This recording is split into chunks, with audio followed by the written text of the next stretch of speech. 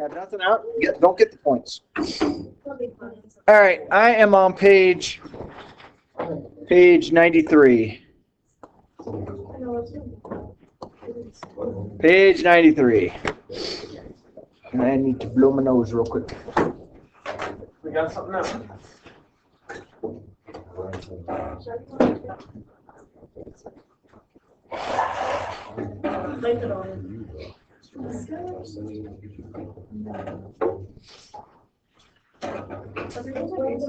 Okay. So, page 93, it says, find each of the following. Decide whether the alternate hypothesis will be one or two-sided. Explain what it would mean to reject the null in context. And explain what it would mean to fail to reject the null hypothesis. All right, so problem number 1 says, we wish to study whether salmon caught in the Atlantic have contaminant levels different than caught in the Pacific. So that's definitely a two-tail.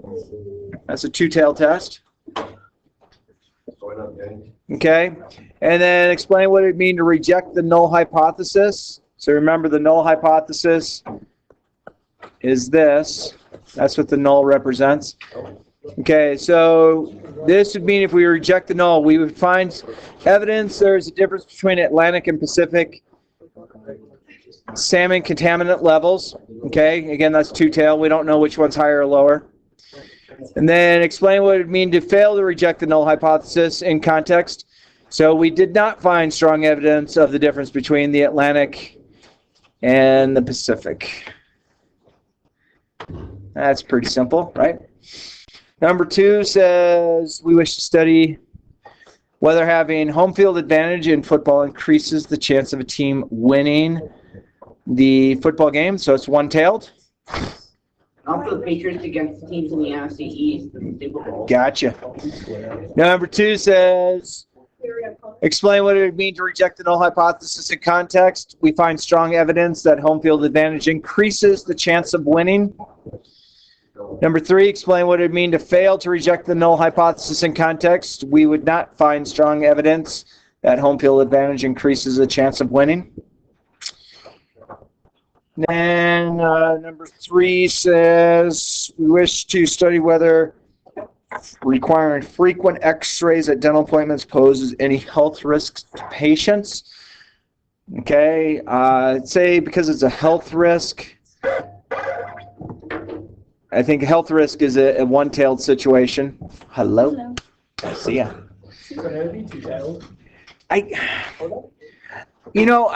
I struggle with that one because I could see it going both ways. I don't think you're wrong if you said it was two-tailed. And then, because they're saying that they pose a health risk, it might be one-tailed, but like maybe it's good for you to get x-rays. I don't know. So number 2 says we find strong evidence. So this is explain what it would mean to reject the null hypothesis. So we find strong evidence that x-rays pose a health risk for patients. And then number 3, explain what it would mean to fail to reject the null hypothesis in context. We did not find evidence that x-rays pose a health risk. And we go on to number 4. We wish to study whether lowering sales tax would result in people spending more money when they shop. I think that'd be one-tail because spending more money, that would be an increase. And then what would it mean? Explain what it would mean to reject the null hypothesis in context. So we found strong evidence that lowering sales tax results in shoppers spending more money. Then number 3, what would it mean to fail to reject the null hypothesis in context? So we failed to find strong evidence that lowering taxes results in shoppers spending more money. Hello. Good to see you. Then number 3 says, let's see. We wish to study whether frequent intake of caffeine inhibits a person's metabolism. I think it could be one-tail or two-tail. So I guess we have to know the true definition of inhibits. Does that mean it's directional? I don't know. So caffeine could change a person's metabolism. So I think you could say it's either one tail or two tail. I think either could go. So if we wanted to explain what it would mean to reject the null hypothesis in context, so we found strong evidence caffeine lowers metabolism. If you made it a two test, we found strong evidence that caffeine doesn't have or affects metabolism. So if you had the two tail, make sure you don't have the word lowers in there. Number 3, what would it mean to reject the null hypothesis in context? We failed to find evidence that caffeine lowers a person's metabolism or changes if you had it as two tail. KB, what are you doing here? What up, bub? Good to see you. Good to see you. You all right? Yeah, I was coming in for a second. Then number 6, we wish to study whether listening to music while studying for tests affects a student's test score. Because we're looking for if it affects a student's test score, that would be two tail. Didn't say it makes it better.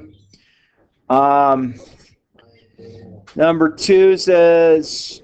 Number 2, we'd say explain what it would mean to reject the null hypothesis. We found strong evidence that listening to music while studying tests affects a student's test score.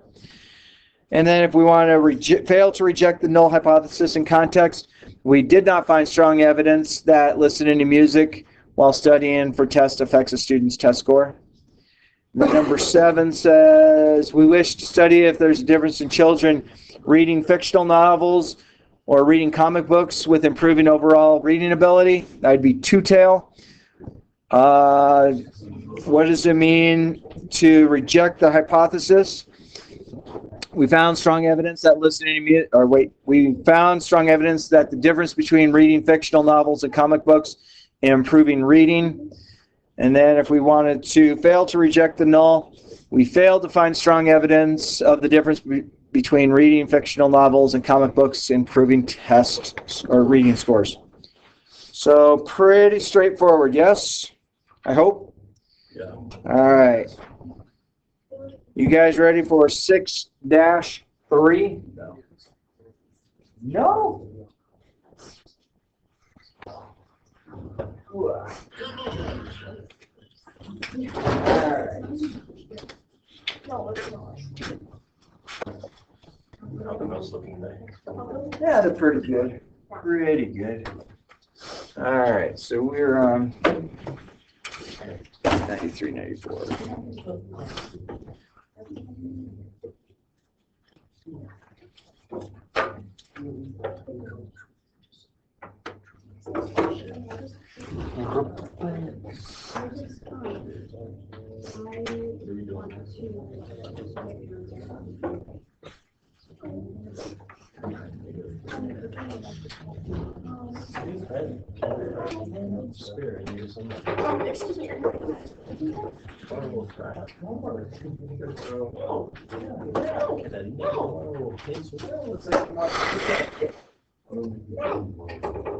Shame. I have my notes out screen. I got you. Wait, what did you say? I wrote us down and don't have my notes out. Well, you didn't do the homework. Let's see it.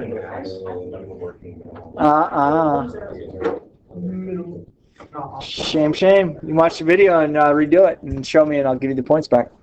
Can I just do it right now? No, I already did it. I'll do the supervised study. Good. You can come in here if you want. Wait! Can you hear me all that? Yeah.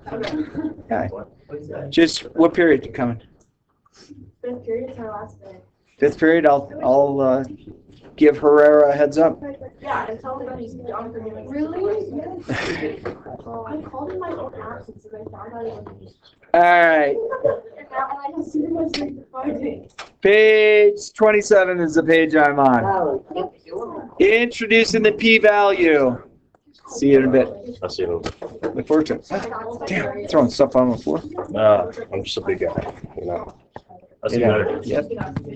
All right, page 27.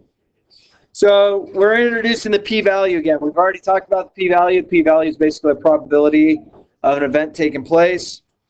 So when we use regions, shaded regions in our questions of normal distributions, calculate the probability of answering. Okay, so think about this with your p-value. So we could have something that's shaded like over here. We could have something that's shaded over here. These are both one-tail scenarios. And if you had something that looked like this, this would be a two-tail. Okay, so both sides. All right. As we collect data, statistical evidence, we need to know the likelihood of random chance that we could reproduce the results of the study. If random chance is a reasonable or likely explanation, then our evidence is weak. So as we go through, yes, 27. Okay. All right. You got to show me the homework. Okay. All right. So go about 2/3 of the way down where you have the bolded. It says, informally, the p-value is the probability of attaining a result at least as unlikely as the one we obtained by random chance. So say that one more time. P-value is the probability of obtaining a result at least as unlikely as we would obtain by random chance. Okay. So if you were to talk about flipping a coin, if you flipped a coin 10 times, you got 9 out of 10 heads. That might have been really lucky, or you might have a goofed up coin. Okay? But basically, you have a 1% chance of having 9 heads out of 10 tosses the coin. If you had a 1% chance, that means the p-value is 0.01 because 1% is a decimal, is 0.01. Low p-values result when we obtain a sample that is very unlikely and when it occurred by random chance. Therefore, a low p-value produces stronger evidence against the null hypothesis. Okay? So, p-value low.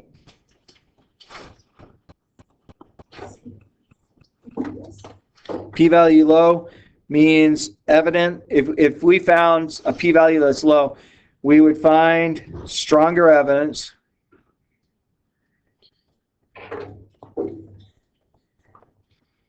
against the null. H naught. Okay? Pretty simple. So on page 28, so let's say we're conducting research into whether consuming large amounts of sugar lead to insomnia, which is difficulty sleeping. So our null hypothesis, sugar consumption does not produce insomnia. Okay, so if we saw yesterday, we could have made this, something like this. Sugar is not equal to insomnia. Our alternative, sugar consumption increases the risk of insomnia. So, yeah. Can it help sleeping as well? Because, like, imagine if someone, like a little kid eats a lot of sugar, they go crazy for a little bit, and then they get tired after a little bit.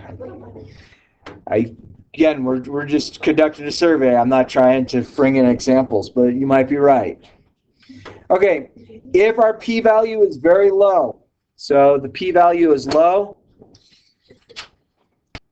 then we reject the null hypothesis and find strong evidence that it does. Okay? So if the p-value is low, we can reject the null. Okay? If our p-value is higher,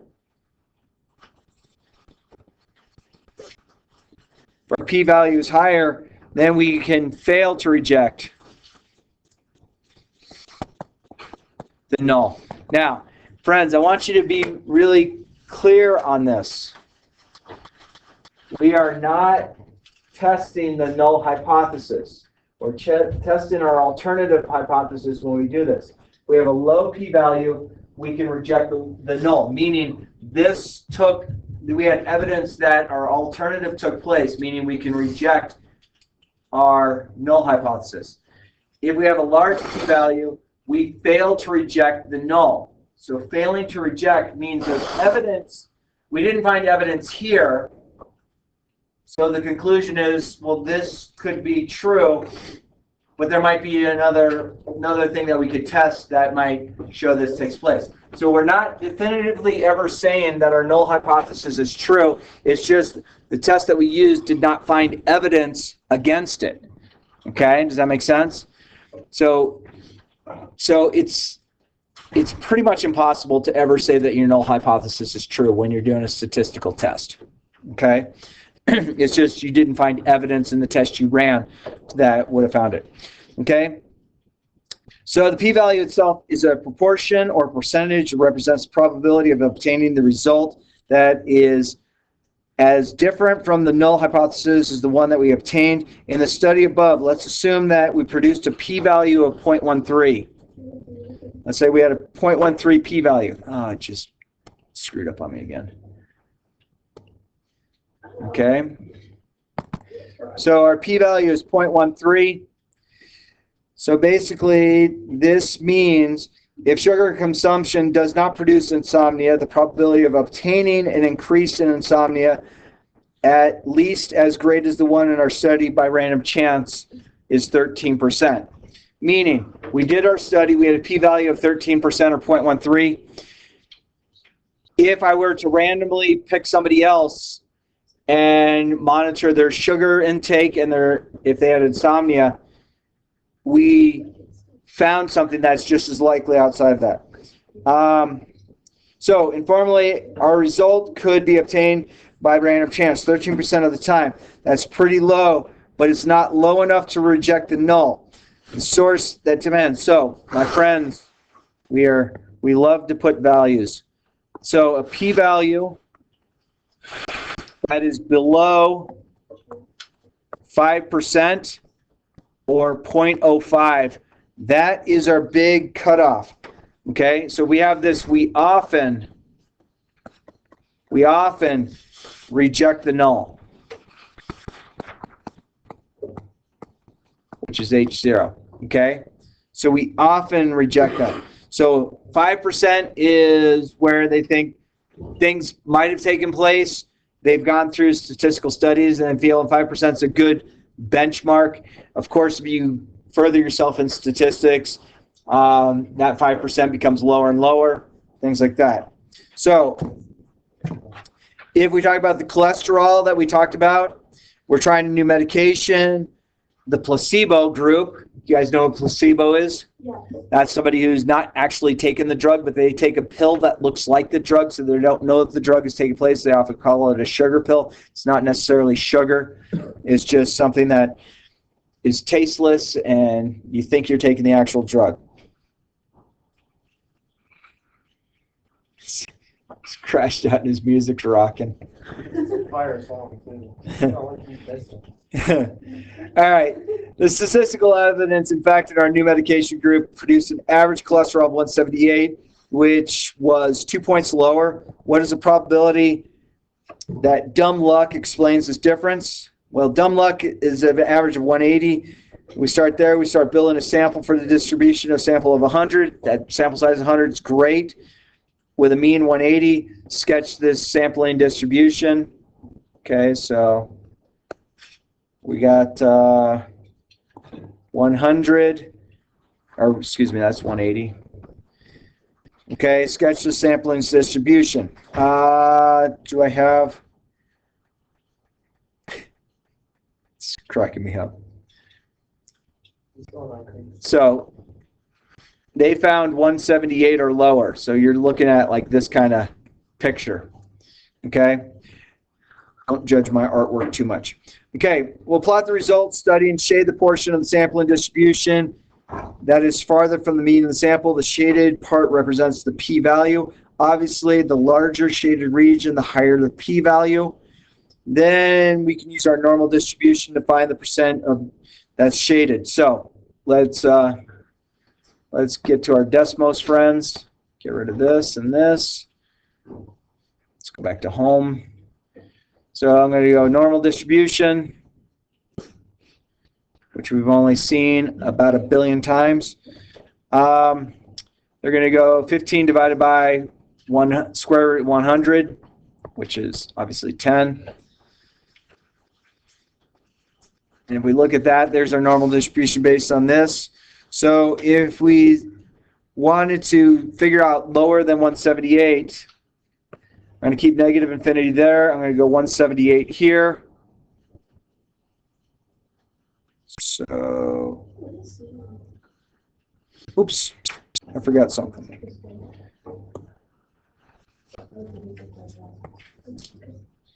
Comma, left. I forgot to put this in, 180. All right, so 15 over root 100, 180, 178. Why am I off so much? 178. 15 over 100 is 1.5. Did I do that wrong?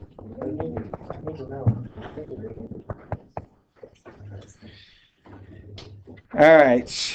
So what did I do wrong? 178. I think our answer is wrong.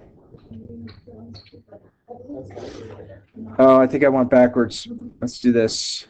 I think this is what he did. He did 178, comma, and we did 180. Nope, that's not it. He has an answer that's not right. Normal CDF. All right, let's flip-flop this.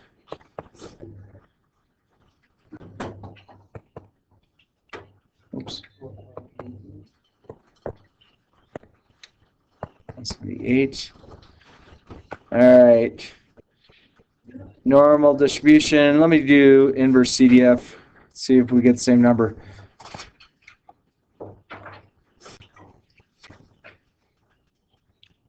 Inverse CDF. 0.447.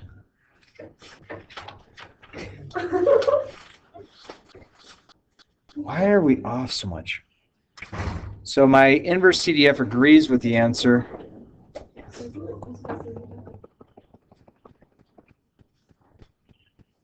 I don't know why I'm getting a 9% there.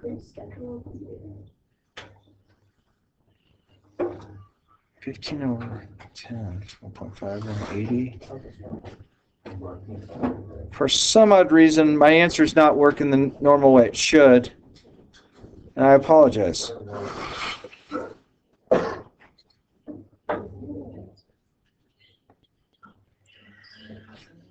Maybe they came up with a new math rule yesterday and that like. Well, no, I'm getting this to work. 0.447. Oops, period. It's 180 or below. 44.7.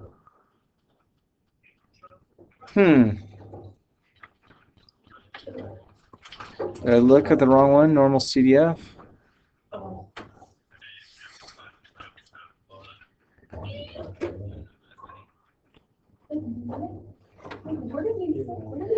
Okay. 78, 180. I don't know why I'm off. I'm getting the right answer to go in the other way.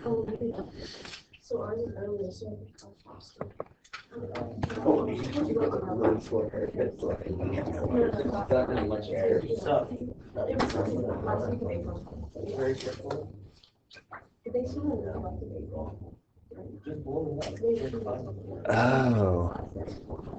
It's 0.9087 divided by 2. All right. Okay. I see what they did. I see what I did. It automatically made the error. All right. So their p-value, they're saying, is 0.447. I'm coming out with 0.45, which we're right in there. This is a very high p-value. It shows the probability of obtaining the result of 178 or lower by random chance is 40, in my case, 45.4%. I divided by 2 because I think we created a two-tail situation inadvertently. So this is not strong evidence that our new medication is working. So doctors shouldn't be prescribing this. So I think you have to kind of go in that way, realize you're dividing it by 2. In this case, he's not showing divided by 2 because we just went ahead and did ours as it came out as a 2-tail situation, even though it's shaded the right way. So with that known, my friends, I think, if you want the points, give this a shot. So we'll look at page 95 and 96. Page 95 and 96. And then tomorrow we are going to be doing the review of 6.1 to 6.3. Thursday we will have a quiz on this stuff. And the quiz is only a front and a back. I think you'll be able to handle it.